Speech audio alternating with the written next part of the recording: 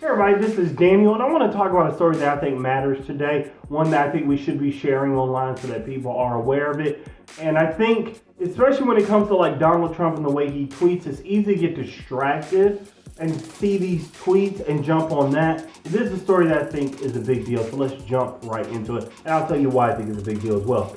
So, Donald Trump was on a phone call with the president of the Philippines, a name I'm probably going to mess up a few times today, Rodrigo Duterte. And while on that phone call, they had a conversation.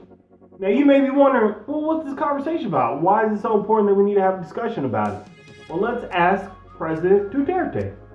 He said that Donald Trump was supportive of his war on drugs that has left thousands dead. And he was also invited to the White House.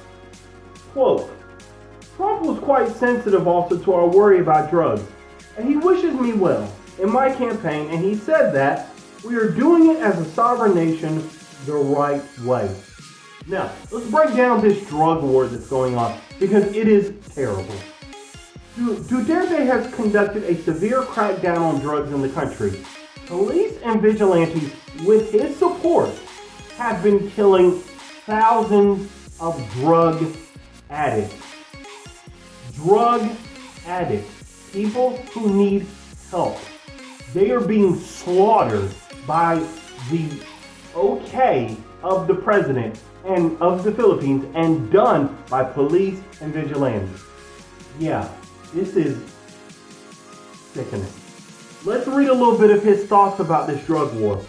Duterte also compared his crackdown on drugs to the Holocaust, because normally when you compare something to the Holocaust, that goes well, saying that he would like to, quote, slaughter millions of addicts just like Adolf Hitler massacred millions of Jews. Now, some may ask, well, why doesn't he just do rehab? And, I don't know, actually help the people who need it. Don't worry, he has a response for that too. During the Al Jazeera interview, he was asked why he wouldn't put his country's resources toward rehabilitation, reform, and healthcare. He said building rehabilitation facilities would cost millions and that there is nothing in the country's budget which was prepared during the term of his predecessor for that kind of expense. Okay, so he's saying we couldn't afford it because I didn't set the budget before I became president in May. Okay, now if he had stopped there, some people would be like, well, we understand, but you still shouldn't be killing drug addicts. Oh no, because he's considered the Trump of the East, he had more to say. Quote, I would rather intimidate and strike fear in the hearts of the criminals, he said. If it involves human rights, I don't give a shit. And that's the person who just got support from President-elect Trump on the phone call. Now, just a little bit more so you know how he has been with President Obama. They are not on the best of terms because of that, and also because of the way he's talked to President Obama. He has told him to go to hell and called him a son of a bitch who he would humiliate if he visited the Philippines. He also calls us hypocrites and bullies, which I can see that point, but that's for another conversation. But think about this. So he's been insulting our president while he's killing drug addicts. He's authorizing those killings. Like, he was called the Punisher before he became the president. Like, he's talking about it like there's nothing wrong. Like, there's no human rights violations going on. Meanwhile, let's think about how drugs are being treated right now. Meanwhile, America's moving toward marijuana decriminalization. States are voting for it. California was just one of the most recent. President Obama is commuting the sentences of nonviolent drug offenders. Can you imagine if President Obama stepped up and said, I want all drug addicts killed? Imagine that. We're in a country where we are fighting to legalize more drugs so that people can make their own decisions about what they do with their bodies and their time. Many of us, including black people, also know what it's like to live in communities that have been ravaged by a war on drugs. We know what it's like to see a war on drugs, not the drugs themselves, but the war on drugs, which just brings more of them or has brought more of them into various communities. We've seen that destroy communities, families, homes, lives. And this man, this president over in the Philippines, oh no, he's got a solution. He can fix this.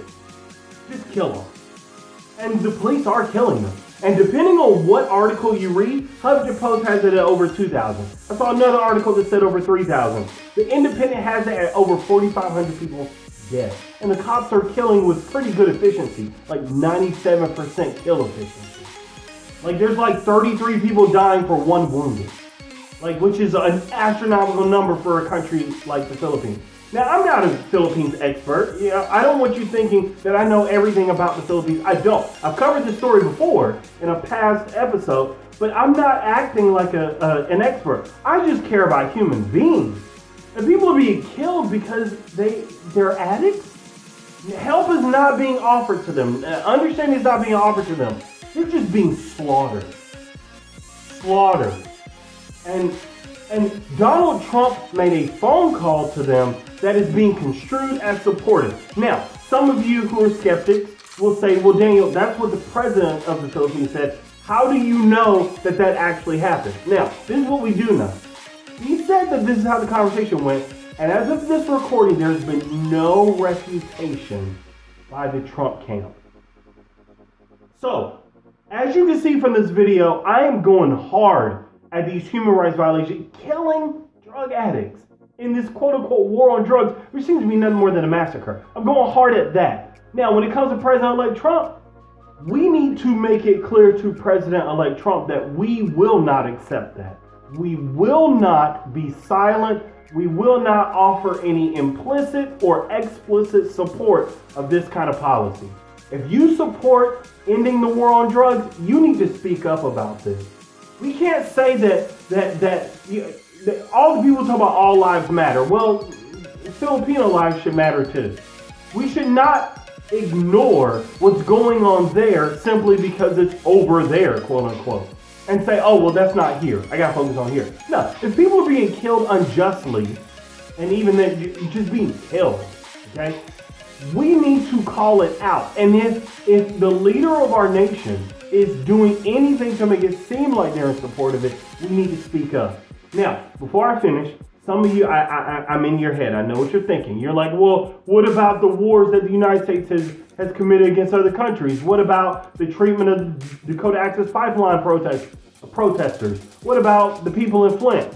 Okay, yes, we've made many mistakes as a country. We continue to make many mistakes. We continue to bomb people and kill people when we should not, to be involved in countries where we should leave. Yes, I agree with all of it. And when Duterte said that we're bullies and that we violate human rights as well, look, he's got a point there. And we can talk about that in another video. But let's not get distracted from the topic of today in this video, which is that he feels like he has the support of the United States in his killing of drug addicts. And that should be worrisome because I do not support that at all. And I will make it clear that I don't. And I hope others will do the same. I've included the links to this story in the description so you can see what I researched, so that if you have any questions, you can verify me on that or we can talk about it. I want to know what you think, okay? Because this should be a conversation. It's not the 80s where the TV just talks one way. Tell me what you think. Leave a comment in the comments. Like this video if you like it. Share it if you want to see more of what's coming. I want to hear from you. And I'm going to leave a link to a video that I think is really cool done by one of my favorite YouTubers called Nerd Writer. And it's called Donald Trump Magician in Chief. And it's about how he uses his tweets to distract us from real issues with him, like his untold and historic conflicts of interest that I think are going to be a problem from the very beginning of his presidency going forward. So check that out. I mean, there's no connection to me. I just thought it was great. But this has been Daniel. I hope you enjoyed this, and I will see you next time.